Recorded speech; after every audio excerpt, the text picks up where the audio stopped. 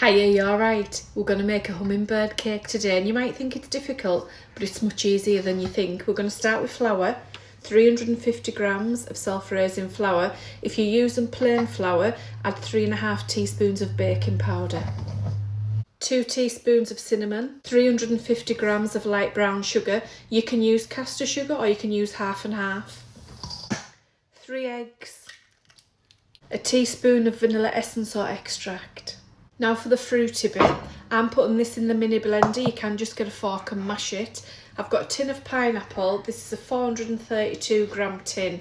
It doesn't have to be exact, but thereabouts. Just chop it a little bit. Are you off out, Duchess? Going out? Move, buddy. She won't step over, buddy. So, in there go. I've drained them. Give them a mash up. There, it doesn't have to be pureed, just mashed. That goes into your bowl. And you need 3 bananas, hang on.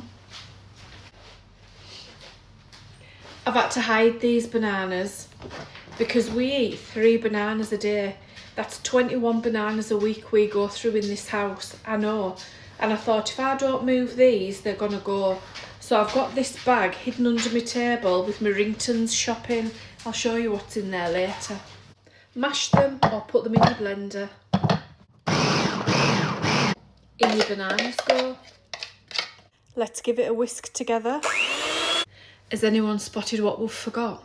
We've forgotten some oil. Get some olive oil. Well, that was nearly a disaster, wasn't it? We've got 250 mils of olive oil, or you can use 250 grams of butter. We'll stir that in. I met some lovely ladies from Sunderland on Saturday, and they got me this jug because they noticed that the jug that I had, I'd washed all of the markings off, so I've got a fabulous brand new jug. Over the moon. Whisking that oil. There, look, you've got a lovely lumpy batter. Now, you can make this cake a 2-layer, a 3-layer, depending on how big your tins are. Don't stress about the size of your tins because it doesn't matter. I'm using these tin liners. They're brilliant to give your cake somewhere to go if your tin's only shallow. Share the mixture out.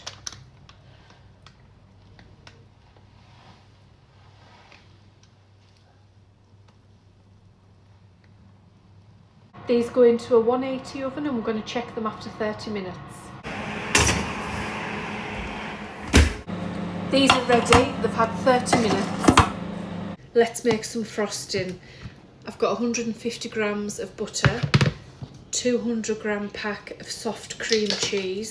The cakes have to be completely cold before you frost them, otherwise it'll just slip off. We need icing sugar. Now this is a 500 gram pack. The amount that you're going to need depends on humidity, because some days 400 grams will be enough and other days 500 grams is needed. It all depends on the moisture in the air. Start with about 400 grams and then we'll see. You need to work it in with a spoon first.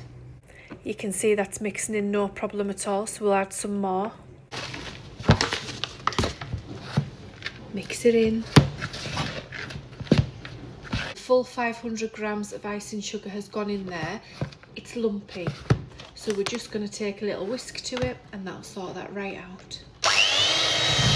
There, you've got a lovely frosting mixture, and if you just taste it, it's gorgeous. This lovely little stand for this cake to go on, which was my grandma's. They just come easily out of these wrappers.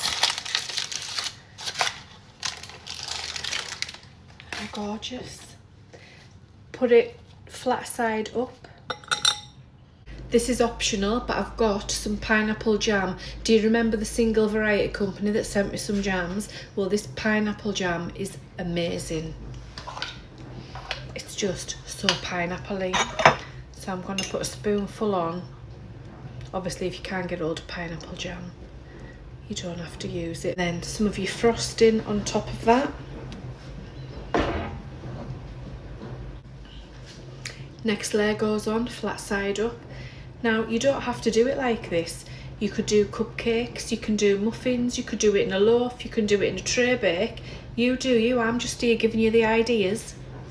Another layer of pineapple jam. More frosting. Top tier on. We're not going to go on with the pineapple jam, we're going to put the frosting on first.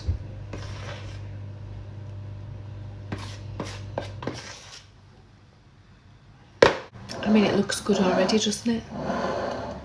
Dot some pineapple jam over the top.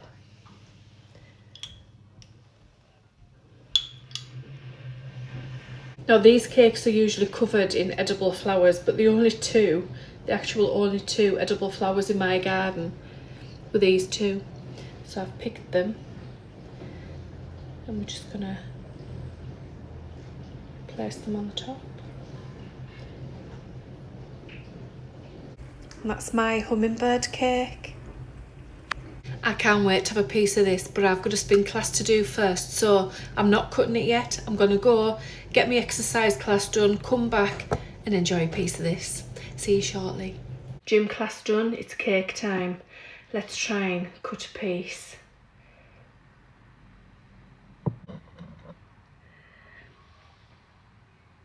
How gorgeous.